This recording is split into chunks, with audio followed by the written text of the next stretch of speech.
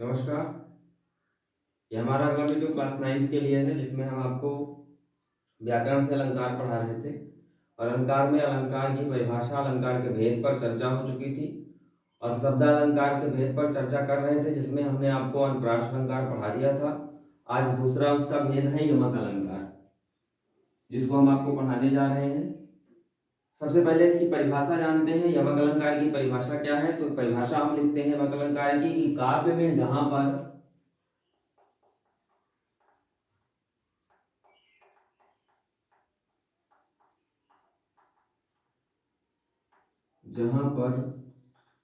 एक शब्द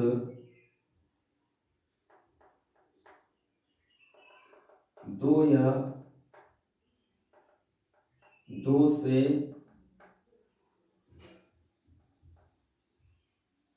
अधिक बार आए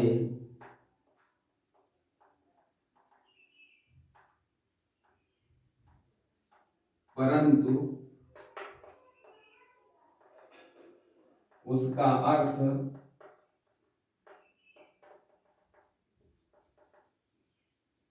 भिन्न भिन्न हो, वहां यमक अलंकार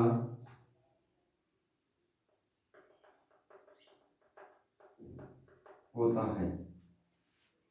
यानी काव्य में जहां पर एक शब्द दो या दो से अधिक बार आए परंतु हर बार उसका अर्थ भिन्न भिन्न हो, यानी अलग अलग हो, वहां यमक अलंकार होता है। ये इसकी परिभाषा है और परिभाषा के साथ इसका उदाहरण भी हम आपको देंगे।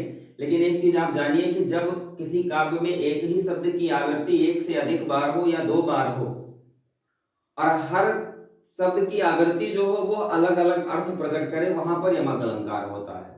श्लेष और यमक अलंकार में अंतर यही होता है कि यहाँ पर जो शब्द आता है उसके अर्थ भिन्न भिन्न होते हैं, जबकि श्लेष अलंकार में एक ही शब्द बार बार प्रयुक्त होता है लेकिन हर संदर्भ में उसका अर्थ जो है वो अलग होता है। अब आइए इसमें इसकी एक परिभाषा हम और आपको बताते हैं। याद करने योग्य परिभाषा है, रटने योग्य परिभाषा है कि एक शब्द पुनि पुनि फिरें। दूसरी परिभाषा है इसकी जो आपको आसानी से याद हो जाएगी कि एक शब्द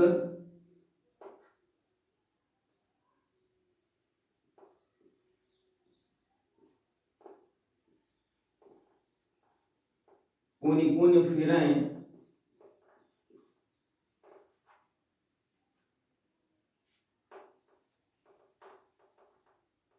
अर्थ और ही और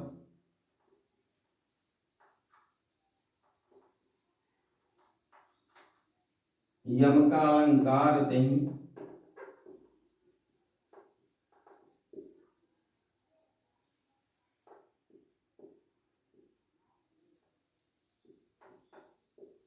वर्णत हैं कवि लोग। ये भी परिभाषा इसकी है। काव्य में परिभाषा है ये कि एक शब्द पुनि पुनि फिरें अर्थ और ही और यमका अलंकार नहीं वर्णत हैं कवि लोग। यानी एक शब्द पुनि पुनि बार बार फिरे लेकिन उसका अर्थ क्या हो, और ही और अलग अलग हो, उसे हम यमक अलंकार कहते हैं। अब इस कैसे होगा? बहुत साधारण सा उदाहरण इसका देखिए। अक्सर आपने उदाहरण अर्थ में पढ़ा होगा, कनक कनकते सौगुनी मादकता अधिकाय या खाए बहुराय जगवा पाए बहुराय। एक उदाहरण आज इसका देखिए। कहा गया कि ऊधव जोग जोग हम नाही। ऊधव जोग जोग हम नाही। अब यहां देखिए लिखा है एक शब्द एक से अधिक बार आए, जोग शब्द दो बार आया हुआ है और गोपियां उद्धव से कह रही हैं, प्रसंग है जब उद्धव आते हैं और गोपियों को भगवान श्री कृष्ण का वो योग का संदेश देते हैं कि भगवान श्री कृष्ण को भूल जाओ और योग करो, साधना करो। तो वहां गोपियां जवाब देती हैं उद्धव को और कहती हैं उद्धव जोग जोग हम नाही। तो एक जोग का अर्थ है योग, जिसे आप योगा कहते हैं, और एक जोग का अर्थ है योग्य, कि हम जोग के यानी योग के योग्य नहीं हैं, ऐसा जो है उद्धव से गोपिकाएं कह रही हैं। तो देखिए दोनों का अर्थ अलग अलग है। इसकी जोग का अर्थ है योग और इस जोग का अर्थ है योग्य। यह जोग शब्द जो है अवधी भाषा का शब्द है। कैसे अक्सर लोग कहते हैं ना कि तुम बड़े योग्य हो, जानते हैं, तो योग्य का मतलब ही योग्य है, जिसे योग्यता कहते हैं। ठीक, दूसरा उदाहरण इसका ले लीजिए, जिसमें कहा गया कि पक्षी पर परे ऐसे परे पर छीने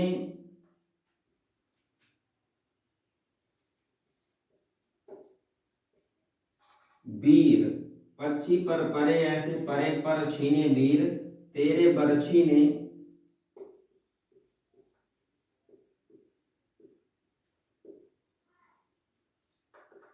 तेरे बरछी ने बर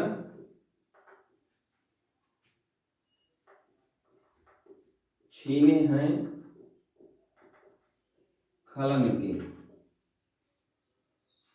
एक उदाहरण ये भी है कि तेरे बरछी ने बर छीने हैं खलन के।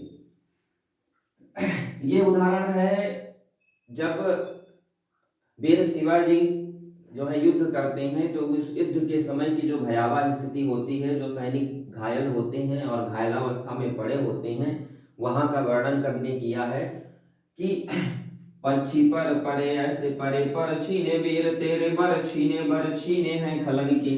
अब यहाँ पक्षी पर परे, जैसे पक्षियों के पर कट जाते हैं और वो गिरे जमीन पर गिरकर तड़पते हैं, ऐसे परे पर छीने वीर, ऐसे हाथ पैर से छीण वीर यानी सैनिक पड़े हुए हैं।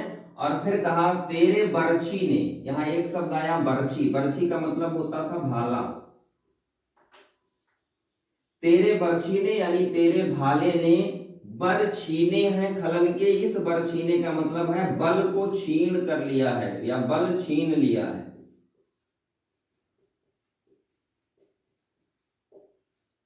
ठीक, तो दोनों का अर्थ अलग अलग है। ऐसे ही उदाहरण है कनक कनक ते सौगुनी, यानी एक कनक का मतलब सोना होता है, एक कनक का मतलब धतूरा होता है। एक उदाहरण और लीजिए, काली घटा का घमंड घटा, तो ये काली घटा मतलब घटा मतलब बादल, और एक घटा का मतलब कम हो गया। ठीक, माला फेरत जुग भया फिरा न मन का फेर, कर का मन का डार दे मन का फेर। यहाँ देखिए मन का शब्द आया है। एक मन का मतलब होता है माले का दाना मन का, और एक मन का मतलब होता है अंतःकरण का। भजन कहो ताते भजो भजो न एको बार, दूर भजन जाते कहो तेते भजो गवार। एक भजन का मतलब है भजन करना, और एक भजन का मतलब है कि दूर हट जाना। ऐसे अनेक उदाहरण हैं जो आप देख सकते हैं। एक उदाहरण था जिस समय जो है महाराणा प्रताप ने जो है युद्ध में जब उनको पराजय मिली, तो वो अपनी रानियों के साथ जंगल में वास करने लगे। और उस समय का उदाहरण था कि आपने सुना होगा कि ऊंचे घोर मंदिर के अंदर रहने वाले ऊंचे घोर मंदिर के अंदर रहते हैं, और कंदमूल भोग करें 3 बेर खाती थी वह 3 बेर खाती हैं। आपने देखा 3 बेर कंदमूल कंदमूल। एक कंदमूल का मतलब है कि अनेक प्रकार के मेवा मिष्ठान, और एक कंदमूल का अर्थ है कि जंगल में पाया जाने वाला एक जड़, जिसे लोग खा करके अपनी भूख मिटाते हैं। 3 बेर यानी 3 बार खाना। एक 3 बेर का मतलब है कि 3 बेर, जो बेर होती है कटीले पौधे का जो एक फल होता है, उसको खाना। ऊंचे घोर मंदिर, एक मंदिर का अर्थ है बड़ी बड़ी अट्टालिका या महल, और एक मंदिर का अर्थ है कि घना जंगल। तो दोनों का अर्थ अलग अलग है। तो इस प्रकार आप यमक अलंकार पढ़े हैं कि काव्य में जहां पर एक शब्द 2 या 2 से अधिक बार आए परंतु उसका अर्थ भिन्न भिन्न हो, वहां यमक अलंकार होता है। और दूसरी परिभाषा हमने आपको बताई है याद करने के लिए कि एक शब्द पुनि पुनि फिरे अर्थ और रही, और यमक अलंकार तिहि वर्ण कहें कवि लोग। और 2 उदाहरण हमने दिया है। इसी से संबंधित और उदाहरण अगर आप चाहें तो 2-3 उदाहरण और आप लिख सकते हैं। इस प्रकार से आपका यमक अलंकार ये समाप्त हुआ। कहीं कोई समस्या होगी तो आप प्रश्न करके पूछ सकते हैं। दूसरा इसका जो तीसरा भिन्न है श्लेष अलंकार हम आपको पढ़ाने जा रहे हैं।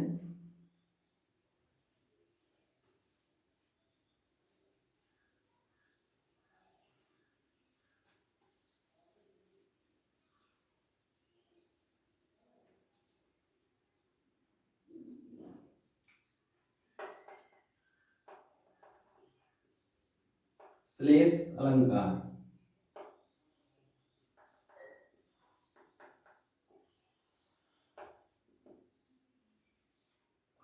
श्लेष जो है वो श्लिष्ट धातु से बना है। किस धातु से बना है? श्लिष्ट धातु से।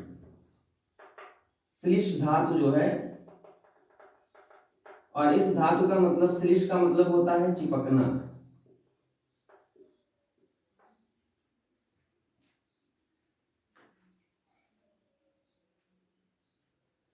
और चिपकना यानी जहां एक ही शब्द में कई अर्थ चिपके हों। ऐसा हम परिभाषा भी कह सकते हैं कि काव्य में जहां पर एक ही शब्द के अनेक अर्थ हों वहां पर श्लेष अलंकार होता है। एक शब्द में ही अनेक अर्थ चिपके हों, श्लेष का मतलब होता है चिपकना। तो जहां एक ही शब्द में अनेक अर्थ चिपके हों वहां श्लेष अलंकार होता है। तो इसकी परिभाषा हम लिखते हैं कि काव्य में जहां पर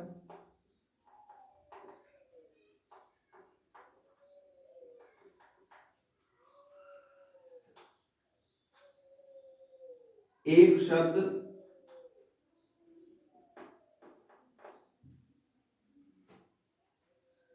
एक ही बार प्रयुक्त हो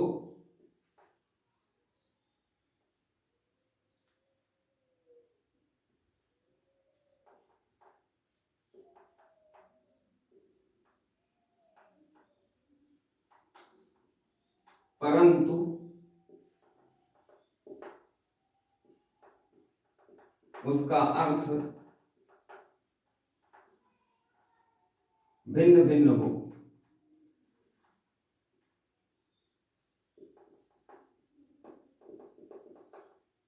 वहां श्लेष अलंकार होता है। ठीक, काव्य में जहां पर एक शब्द एक ही बार प्रयुक्त हो परंतु उसका अर्थ भिन्न भिन्न हो वहां पर श्लेष अलंकार होता है। इसकी दूसरी परिभाषा जो काव्य वाली है वो हम आपको लिखने जा रहे हैं कि एक शब्द से होत जहां, दूसरी परिभाषा है कि एक शब्द से होत जहां बहुअर्थन को ज्ञान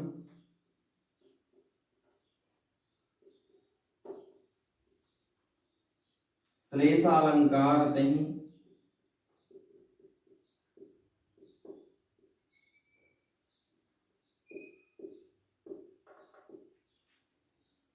वर्णत वेद पुराण।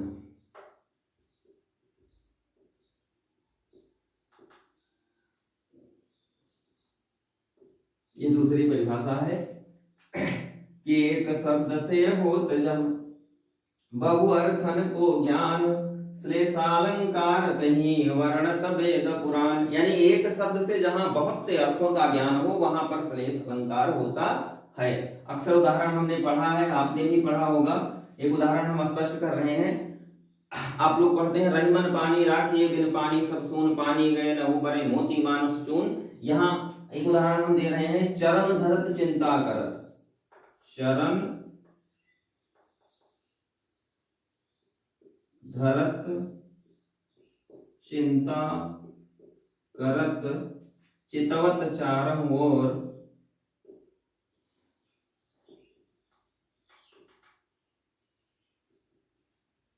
चितवत चारम ओर सुवर्ण को खोजत फिरत।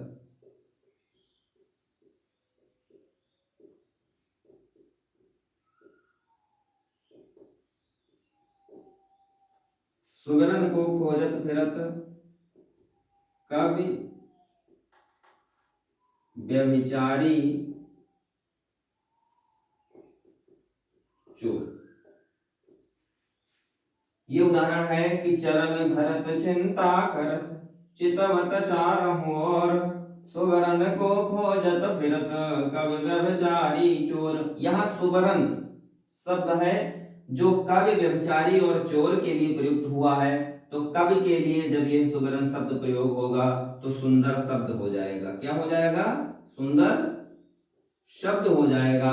व्यभिचारी के लिए जब यह शब्द प्रयुक्त होगा तो सुंदर स्त्री हो जाएगा। और चोर के लिए जब यही सुबरन शब्द प्रयुक्त होगा तो सोना हो जाएगा। यानी एक ही शब्द है सुवर्ण और इसके अर्थ तीन हैं। कवि के लिए जब प्रयुक्त होगा तो सुंदर शब्द होगा, व्यभिचारी के लिए प्रयुक्त होगा तो सुंदर स्त्री होगा, और चोर के लिए प्रयुक्त होगा तो सोना होगा। अब इसमें कहा गया है कि चरण धरत चिंता करत। कवि, व्यभिचारी और चोर तीनों की स्थितियां यही होती हैं कि चोर जब चोरी करने जाता है तो आराम से अपने पैर रखता है, दबे पांव जाता है और मन में चिंता होती है कि कहीं कोई पकड़ न ले। चितवत चारों ओर, और चारों ओर देखता है। ठीक यही स्थिति चोर की होती है, यही स्थिति व्यभिचारी यानी उस दुराचारी व्यक्ति की भी होती है, और यही स्थिति कवि की होती है कि कवि भी जब रास्ते में जाता है या कोई यात्रा कर रहा होता है तो आराम से चल रहा होता है और चारों ओर देख रहा होता है प्राकृतिक सौंदर्य को, और मन में उसको बिठा भी रहा होता है, उसकी चिंता भी कर रहा होता है, क्योंकि उसी प्राकृतिक सौंदर्य को देख करके वो शब्द बनाता है और फिर कविता लिखता है।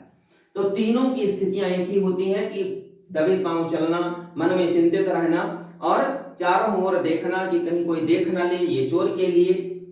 व्यभिचारी के लिए भी यही कि कहीं कोई देख नहीं रहा है मुझे कि मैं क्या कर रहा हूं, कैसे कार्य कर रहा हूं, और कवि के लिए भी यही कि वो चारों ओर देख रहा है उस प्राकृतिक सौंदर्य को, उस प्राकृतिक वातावरण को। ठीक। और सुवर्ण को खोजत फिरत, कवि सुंदर शब्द को खोजता हुआ फिर रहा है, व्यभिचारी सुंदर स्त्री को खोजता हुआ फिर रहा है, और चोर सोने को खोजता हुआ फिर रहा है, यानी धन को खोजता हुआ फिर रहा है। तीनों की स्थितियां वही होती हैं। एक उदाहरण इसका और था कि मांगन को देख पट देत बार बार। पट एक शब्द आया है, एक पट शब्द है कि जब कोई मांगने आता है तो उसको देने के लिए पट यानी वस्त्र बार बार देते हैं। और एक शब्द में प्रयुक्त होता है पट का मतलब होता है दरवाजा, कि जब कोई व्यक्ति मांगने दरवाजे पर आता है तो बार बार अपना दरवाजा बंद कर लेते हैं। यानी पट शब्द एक ही है लेकिन उसके अर्थ कितने प्रयुक्त हुए? दो अर्थ प्रयुक्त हुए, दो बार उसके अर्थ का प्रयोग किया गया। एक बार प्रयोग किया गया किसके विषय में? कि वस्त्र के विषय में, और एक बार प्रयुक्त किया गया दरवाजे के विषय में। ठीक। अब एक उदाहरण और था कि जो रहीम कुलदीप की कुल कपूत गति होए, बारो उजियारो करे बढ़े अंधेरो होए। ठीक है। तो ये सारे उदाहरण जो है श्लेष अलंकार के हैं। एक बार फिर से आप श्लेष अलंकार रिवाइज कर लीजिए कि जहां काव्य में जहां पर एक शब्द एक ही बार प्रयुक्त हो परंतु उसका अर्थ भिन्न भिन्न हो, वहां श्लेष अलंकार होता है। दूसरी परिभाषा हमने लिखी है कि एक शब्द से होता जहां बहु अर्थन को ज्ञान, श्लेषालंकार में वर्णत वेद पुराण, यानी एक शब्द से जहां बहुत से अर्थों का ज्ञान हो, ऐसे अलंकार को श्लेष अलंकार का बड़ा की व्याख्या की गई है कि वो श्लेष अलंकार कहलाते हैं। जैसे उदाहरण हमने दे दिया है कि एक ही शब्द प्रयुक्त होता है लेकिन उसके अर्थ जो है अन्य विषय में अलग अलग होते हैं, वहां श्लेष अलंकार होता है। अगले वीडियो में हम आपको जो है अर्थालंकार में उपमा पढ़ाएंगे, उपमा के भेद बताएंगे और उपमा के जो धर्म है उनको बताएंगे। ठीक है, तब तक के लिए धन्यवाद, थैंक यू।